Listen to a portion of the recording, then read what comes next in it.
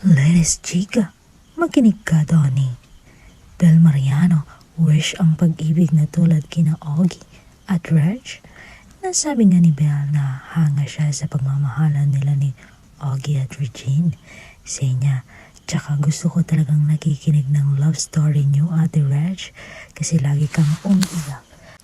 Tapos pag tinatanong ko naman si Ate Reg, naiiyak din siya. So sobra niyong mahal na mahal yung isa't isa. Sana one day, mayroon din akong ganon. Sinugot naman ito ni Regine na may pang-uurot sa niya. Pwede ba akong magsabi? Baka Bel, di ba meron na? Marami namang netizen ang mga fanay ni Bel ang nag-react at nang urot na baka si Donnie ang tinutukoy ni Ate Reg.